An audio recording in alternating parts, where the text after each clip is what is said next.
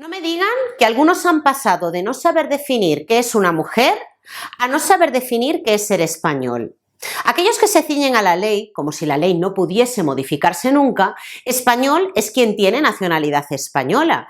Y he leído en redes sociales a algunos escandalizándose cuando hablamos del ius sanguinis. ¿Vamos a volver a la época de las limpiezas por sangre? No, señores, el ius sanguinis se aplica de facto ya en España, en tanto que alguien que es hijo de padre y madre española es español. Con la ley de memoria democrática que tanto les gusta a los zurdos, ese español puede acceder a la nacionalidad española el nieto de un español, aunque no haya residido jamás en España. Puede optar por la nacionalidad española.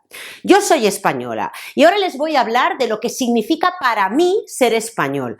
Yo soy española, hija de españoles, nieta, bisnieta y tataranieta de españoles. He nacido en España, me he criado con las costumbres que existen en España. Y además, señores, étnicamente soy casi un 90% ibérica. Yo soy española, mi hijo es español. Pero, señores, entiendo que a día de hoy en España se aplica el ius soli. ¿Cómo se accede a la nacionalidad española? Y aquí quizás habría que abrir un melón. Nacionalidad por residencia. 10 años es el plazo general. Una persona lleva 10 años en España y ya puede optar a la nacionalidad española. 5 años para los refugiados. 2 años para nacionales de países iberoamericanos, Andorra, Filipinas, Guinea Ecuatorial, Portugal o sefardíes. Y 1 año nacidos en territorio español, los que hayan nacido en España, casados con un español, viudos de españoles o nacidos fuera de España de padre, madre, abuelo, originariamente españoles. Aquí se aplica nuevamente el ius sanguinis. Luego está la nacionalidad por opción para personas bajo patria potestad de un español o cuyo padre o madre hubiera sido originalmente español, nacido en España, por carta de naturaleza, por posesión de Estado. Está todo publicado. Se puede acceder a la nacionalidad española, pero es que ahora mismo se ha abierto una polémica porque habla Vox de prioridad nacional. Y claro, cuando les preguntan directamente ¿qué es ser español? Joan Garriga dijo, el hijo de padre y madre española. No. ¿Qué dijo Abascal? Les voy a poner las declaraciones de Abascal. Abascal yo creo que ha sido bastante sensato, aunque algunos han querido sacar de contexto las palabras que ha dicho en esta respuesta a los periodistas, pero básicamente es esto. Las personas extranjeras que están en España respetando nuestras leyes, que no piensan imponer una religión fanática que convierta a las mujeres en seres inferiores, que están trabajando, que están cotizando, son personas a las que valoramos, pero lo que estamos denunciando precisamente es que hay extranjeros que vienen a delinquir, hay extranjeros que vienen a imponer fanatismos y hay extranjeros que vienen a recibir las ayudas sociales que faltan a los españoles.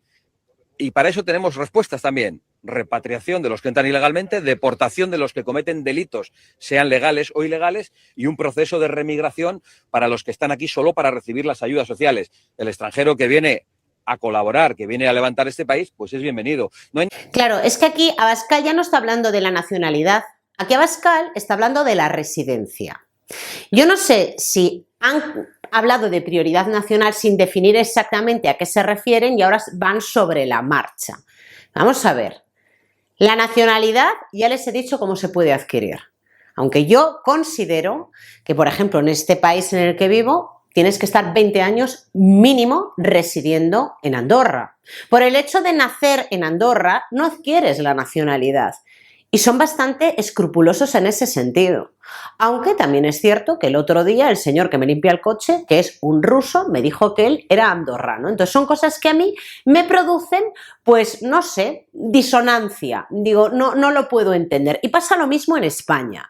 Hay personas que consideran, como yo, que debería de primar el ius sanguinis. Otras personas el ius soli, que por el hecho de haber nacido en España ya indefectiblemente te conviertes en español. Pero es que el debate que se plantea ahora encima de la mesa no es ese. El debate que se plantea encima de la mesa son varios debates. El acceso a la nacionalidad y, sobre todo y por encima de todo, ¿cómo llegas a esa nacionalidad si tienes un permiso de residencia que te han dado llevando solamente 5 meses en España?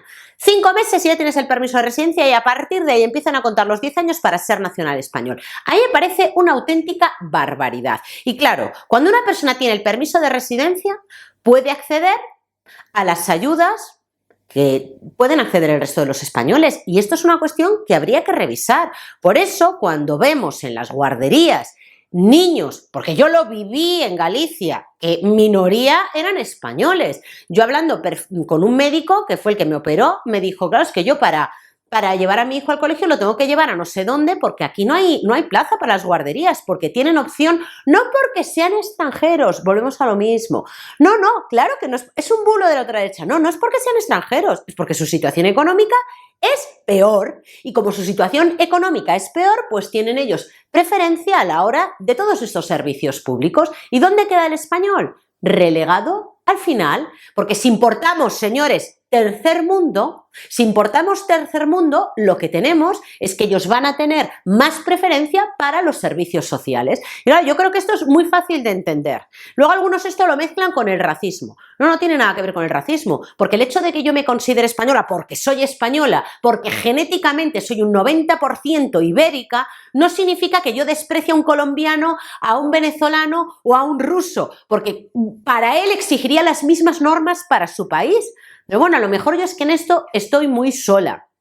Claro que lo de prioridad nacional se refieren, desde mi punto de vista, más a criterios de residencia que a criterios de nacionalidad. Me ha parecido muy interesante la reflexión que ha hecho Mario Conde en un vídeo que ha posteado Macarena Olona, porque viene a resumir un poco lo que les estoy diciendo. Les voy a poner las declaraciones. Con ocasión de los pactos entre el PP y Vox en Aragón y en Extremadura, se crea una polémica en torno a lo que se llama el principio de prioridad nacional. Y lo primero que hay que hacer es no excluirlo, como hacen algunos, por el mero hecho que dicen que es un invento de la extrema derecha francesa.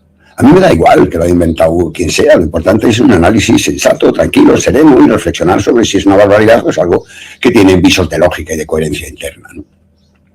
Los pactos dicen que para las ayudas públicas y la prestación de servicios públicos se atienda al principio de prioridad nacional.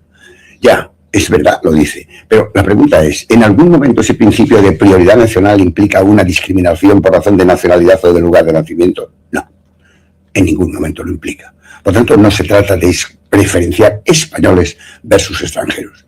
Hay que tener en cuenta que nosotros, hace nada éramos 40 millones de españoles y estamos en 50. Es decir, que hay un porcentaje de población no española viviendo en España muy considerable y los servicios públicos y las ayudas públicas, como es natural, tienen una capacidad determinada y un límite determinado. Lo que dicen estos pactos es que para la prestación de esas ayudas públicas se atienda a ese principio de prioridad nacional. Pero vamos a ver, ¿de qué se trata? Se trata de prestaciones públicas, de ayudas públicas, de servicios públicos que cuestan dinero. Y que cuestan dinero del Estado. ¿Y de dónde sale ese dinero? Pues de quienes lo entregan al Estado por la vía de las tasas o de los impuestos o de las cotizaciones. Muy bien. Luego, lo que se trata es de priorizar en la prestación de ese dinero a aquellas personas que más han contribuido a la gestación del dinero. ¿Y quiénes son esas? No los nacionales por el mero hecho de serlo, sino las personas que tienen arraigo, y ese arraigo se mide en términos de cotización, de prestaciones, de trabajo, de ayuda laboral, de profesionalización, etc. Parece bastante sensato pensar que cuanto más arraigo tienes, dentro de un orden habrás contribuido más a la prestación del dinero que luego se va a utilizar en las ayudas públicas que aquellos que no tienen ese arraigo. A mí me parece bastante lógico, bastante sensato. No veo ninguna barbaridad en este concepto. Otra cosa es que luego se exagere, se discrimine en exceso o se creen criterios para medir el arraigo que de una manera indirecta puedan ser excluyentes, pero no parece que esto sea así. La idea tiene cierta lógica y coherencia. Dinero público, contribuciones a la creación del dinero público. Y aquí Mario Conde añade algo nuevo, el arraigo y la contribución al pago de esos servicios públicos, porque al final esto se reduce a una cuestión económica.